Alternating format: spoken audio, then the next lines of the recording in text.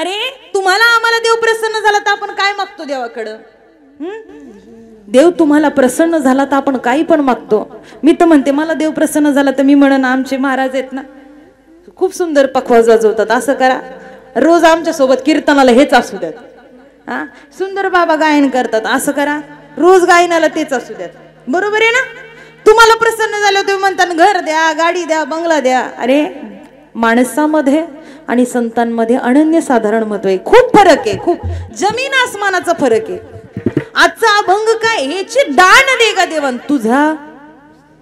तुझा म्हणजे कुणाचा? नवऱ्याचा, शेजारणीचा, बहिणीचा, भावाचा, कुणाचा? भगवंताचा, देवाचा. कुठला देव सांगितलंय? देवाचं नाव सांगितलंय आहेत ना? ऐकताय ना तुम्ही कीर्तन? फक्त तुम्ही कुठला पण देव करा, काळभैरवनाथांना जर शरण गेलात ना त्या देवाला सांगा तुम्ही सगळी दुःख तुमची नष्ट होणार आहे. तुम्हाला कोणती गोष्ट पाहिजे आजच्या कीर्तनामध्ये संकल्प करा. तुम्हाला जी गोष्ट पाहिजे ना ती उद्या सकाळी दर्शनाला गेल्यानंतर काळभैरवनाथाच्या मंदिरामध्ये नतमस्तक होताना भगवंताला सांगा देवा मला हे पाहिजे, आणि नाही भेटलं तर तिथून पुढे मला फोन करा. कदाचित एवढी ताकद काळभैरवनाथांमध्ये आहे. तुम्हाला माहिती आहे गावामध्ये खूप मोठा यात्रा उत्सव असतो. त्या ठिकाणी गुलाल खोबऱ्यांची उधळण केली जाते. त्या ठिकाणी यात्रेमध्ये ढोल असेल, ताशा असेल, त्याच्या ह्याच्यावरती जी छबिना निघतो त्या सगळ्या गोष्टींचा तो आनंद उत्सव, तो लग्न सोहळा, ते हळदीचा समारंभ होतो ना. तुम्ही नवीनच ऐकल्यासारखं काय माझ्याकडे बघता? माहिती ना तुम्हाला सगळं. मग होई तरी म्हणा नाही तर नाही तरी म्हणा, नाही तर हे चालले काहीतरी माना तरी हलवा. एका गावात कीर्तनाला गेले, काही म्हणलं की बाबा म्हणायचे वा वा वा वा. मला वाटलं लईच हुशार असतील, लईच सगळं समजत असेल. पण काय सांगू तुम्हाला, कीर्तन झाल्यावर बाबांना म्हटलं असं करा सगळ्यांना बोलवा. पण ते गुलाबी फेट्यावाले होते ना तर त्यांना काय करा तुम्ही घेऊन या म्हणले. ते वय पुढं बसलेलं. हा म्हणले तेच गुलाबी फेट्या घातलेले, काही म्हणलं तरी म्हणायचे वा वा वा वा. मग असं करा अख्ख्या गावाला कीर्तन कळालं नाही पण ते गुलाबी फेट्यावाल्या पटक्याच्या बाबांना अख्खं कीर्तन कळालं. त्यांना बोलवा मला त्यांचं दर्शन. ते म्हणले अहो ते वय गुलाबी फेट्यावाले. अहो म्हणले ते बहिरे. हसलं म्हणजे तुम्हाला कळलेलं दिसतंय. ते बहिरे असून लक्ष देऊन होय तरी म्हणतंय नाही तरी म्हणतंय. आपल्याला तर दोन दोन कान आहेत. खूप सुंदर सांगितलंय काय, तुम्ही ऐका रे कान माझ्या विठोबाचे गुण, माझ्या विठोबाचे गुण. कान कशासाठी दिलेत? गुणगान, देवाचं गुणगान ऐकण्याकरता. आणि आपल्याला आज त्या देवाचा काय करायचंय? जन्म उत्सव करायचा. त्या देवाचं काळभैरवनाथाचं त्या ठिकाणी नामस्मरण करायचंय, चिंतन करायचंय. मग त्यासाठी काय करायचं आपल्याला? आजचा दिवस दुग्ध शर्करा योग आहे. आपल्याला देवाकडे काहीतरी मागायचं पण आहे. देव जन्माला येणार आहेत आणि जन्माला आले का लगेच वंशीला लावायचं. देवा आज मागणीचा दिवस आहे, आम्ही पदर घेऊनच. तुम्ही आलेत ना जन्म दिवसा दिवशी भगवान परमात्मा अवतीर्ण होतात, येतात. ज्या गावात तुम्ही जन्म सोहळा करताल ना त्या गावामध्ये त्या ठिकाणी ते भगवंत अवतीर्ण होणार आहेत. म्हणून आज बरोबर 12 वाजता सगळ्यांनी कान डोळे लक्ष देऊन ऐकायचं. आज 12 वाजता काळभैरवनाथांचा त्या ठिकाणी जन्म उत्सव झाल्यानंतर ते स्वतः इथं अवतीर्ण होणार आहेत. आणि सगळ्यांनी तिकडं काय करायचं, काय मागायचंय ते मागून घ्यायचं. आजचा अभंग तोच आहे. भगवंताकडे आपण सगळे काय मागतो वशिलाच लावून घेतो. एकाच झालं की एक, एकाच झालं की एक. कुठं असं आपल्याला कळलं इथं काहीतरी भेटतंय, हे देव काहीतरी देतोय की अख्खे लोक गाडी भरून तिकडं. म्हणजे आपण काय करतो, आपली मागणी करण्याकरता ते जातो. पण संतांचं असं नाहीये. संत काय करतात, भगवंताकडे नामस्मरण करतात आणि भगवंताकडे काहीच मागत नाही. मग विचार करा, जर देवाकडे मागितलं तर देव द्यायला तयार आहे. एका माणसाला बरं का, एका माणसाला देव प्राप्त झाला आणि त्यांनी विचार केला. देव 3 वेळेस येतोय, विचारतोय काय देऊ काय देऊ. हा म्हणला असं कर, इकडे लक्ष द्या, असं कर. 3 दिवस झालं तंबाखू खातोय, पण तंबाखूला चुना. काय मागावं हे सुद्धा कळालं पाहिजे. जगद्गुरु तुकोबाराय भगवंताची एवढी भक्ती करत होते, साधना करत होते. तुकाराम तुकाराम नाम घेता एवढा अधिकार आहे तुकोबारायांचा, एवढा अधिकार आहे. तुकाराम महाराजांचा अधिकार एवढा आहे. तुकोबाराय नामस्मरण करण्याकरता भंडारा डोंगरावरती गेले आणि तिथं नामस्मरण करण्यामध्ये एवढे दंगून गेले, त्यांना कळालंच नाही वेळ किती झालाय. गरीब बायको वाट बघते, विचार केला कुठं गेलेत तुकोबाराय, कुठं गेलेत तुकोबाराय. त्या ठिकाणी भाकरीचं गठोडं बांधलं आणि त्या ठिकाणी तुकोबारायांना शोधायला तुकोबारायांची पत्नी निघाली आहे. सगळीकडे शोधते पण तुकोबाराय कुठं दिसेना. शेवटी तिने विचार केला, ज्या पावलांचे ठसे तिथं दिसले ना त्या जमिनीवरची माती उचलली आणि त्या मातीचा कानाला लावली. त्यातून विठ्ठल विठ्ठल असा आवाज येत होता. ज्या ज्या दिशेने त्या ठिकाणी विठ्ठल विठ्ठल असा आवाज येतोय त्या त्या दिशेने गेले. म्हणजे सांगण्याचं तात्पर्य, जर तुम्ही भगवंताचं नामस्मरण केलं तर त्याचा काय परिणाम होतो. तुकोबारायांची त्या ठिकाणी पायाची माती सुद्धा विठ्ठल विठ्ठल म्हणत होते. ऐका, आपण पाय ठेवलेल्या मातीला सध्या सुगंध सुद्धा येत नाही, येतो का.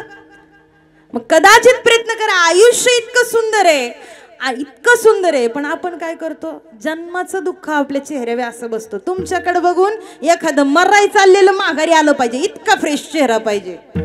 पण आपल्याकडचा चेहरा बघून लोक जगता जगता मरायला जातात. ही अवस्था आहे ना. असं फ्रेश पाहिजे, फ्रेश. आता मला तुमच्या चेहऱ्याकडे बघूनच कळतं तुम्हाला किती दुःख आहे, तुम्हाला किती टेन्शन आहे, तुम्ही किती संसाराला वैतागलेत. तुकोबाराय एका ठिकाणी म्हणतात, संसाराच्या नावे घालून या शून्य. पण मग संसार सोडून द्यायचं का. तर महाराज म्हणतात, संसारी असावे असोनी नसावे, भजन करावे. लोक म्हटले तुम्ही म्हणता ताई आल्यापासून काळभैरवनाथांकडे जा, काळभैरवनाथांना काहीतरी मागा, नमस्कार करा, देव तुम्हाला सगळं द्यायला तयार आहे. मला सांगा, नामस्मरण करा म्हणता, नामस्मरण केल्यावर काय होईल, काय होईल. लोकांनी प्रश्न केला, म्हणे ताई तुम्ही सांगताय नामस्मरण करा, नामस्मरण करा, कुणाचं चांगलं झालंय नामस्मरण करू, वाटतं ना तुम्हाला असं. ऐका, लक्ष देऊन ऐका. जर तुम्हाला जर शरण जाऊन जर भगवंताला मागितलं तर सगळं मिळणार आहे. ऐका बरं, लक्षपूर्वक ऐका. त्या काळभैरवनाथांना तुम्ही जावा, नमस्कार करा, नामस्मरण करा. काय होईल, नामस्मरण केल्यावर काय होईल. माऊली सांगतात, नामाच्या चिंतने 12 वाटा. एवढं नामस्मरण करा, एवढं नामस्मरण करा, विघ्न तर जातीलच जातील, पण भगवान आपल्यासाठी त्या ठिकाणी आपल्या संकटात आपल्या सोबत उभा राहतील. म्हणून प्रयत्न करा, त्या देवाला सांगा. म्हणून खूप सुंदर वर्णन केलेलं आहे. सोनियाचा दिवस आज आला रविवार, सोनियाचा दिवस आज आला रविवार, काळ भैरनाथ तुझा करीतो जय जयकार, काळ भैरनाथ तुझा करीतो जय जयकार.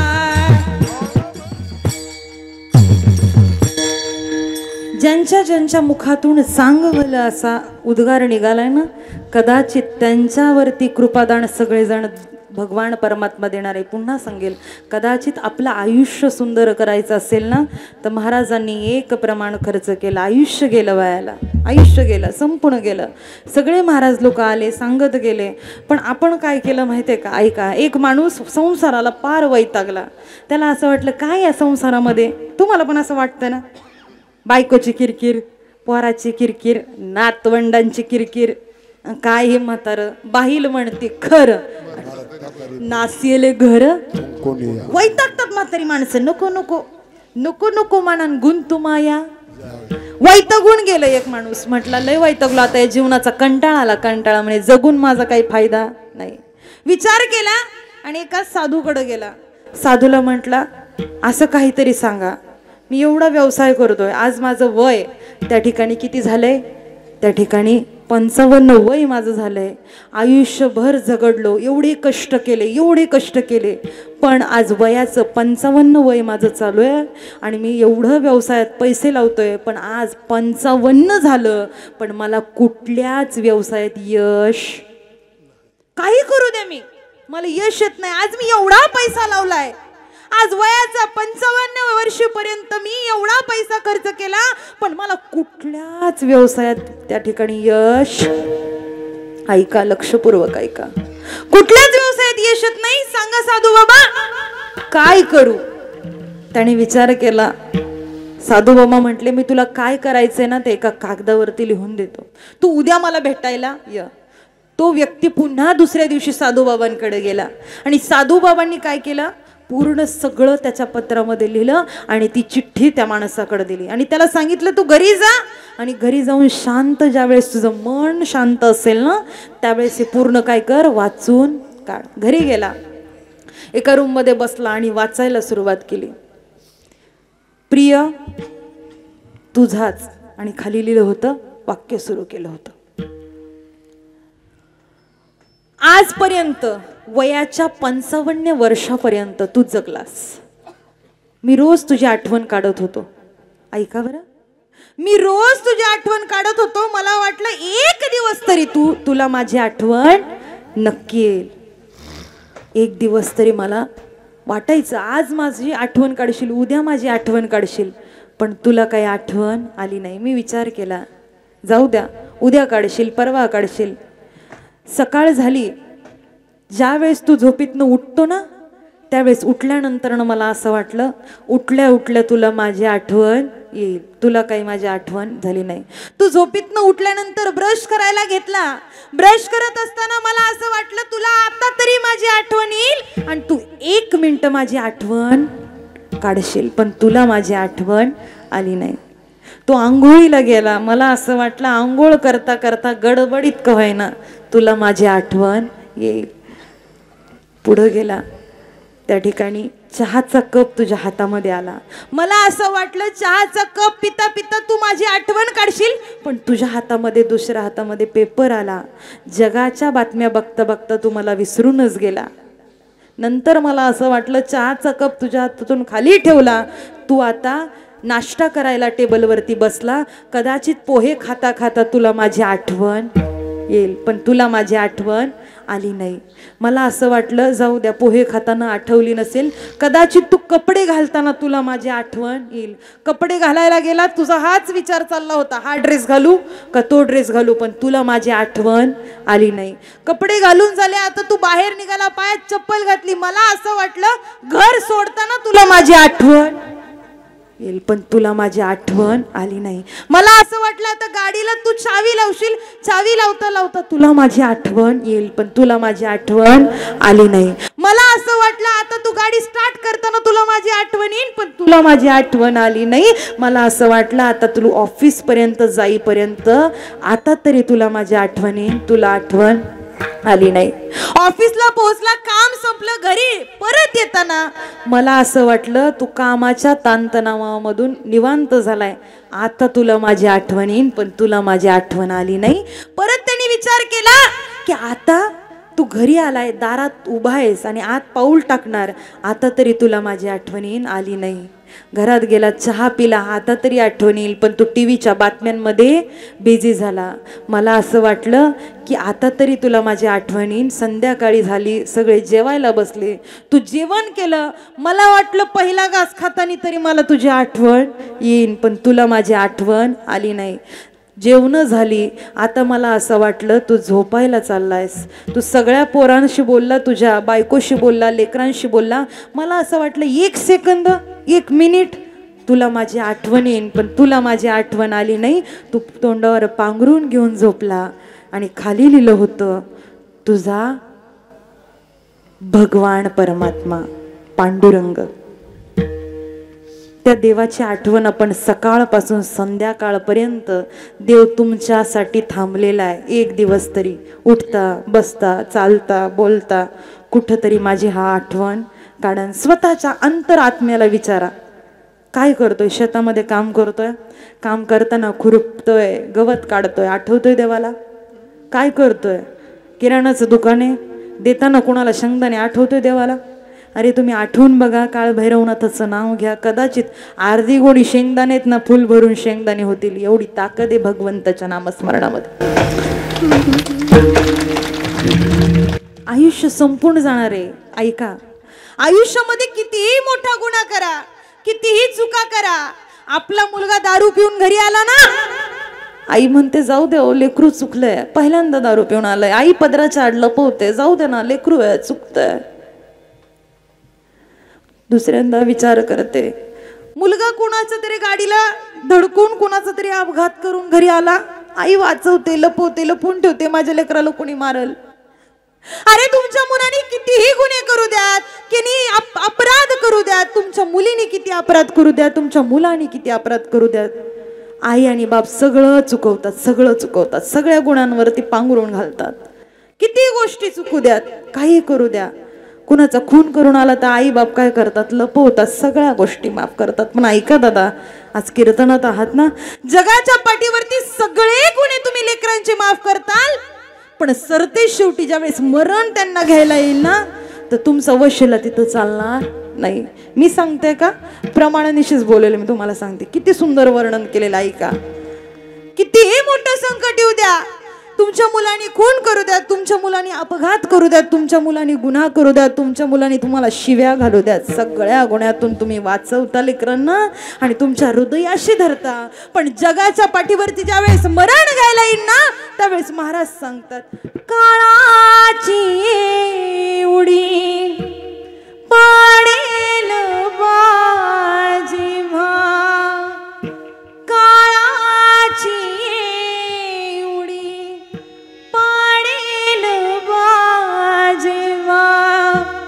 सोडवीन तेव्हा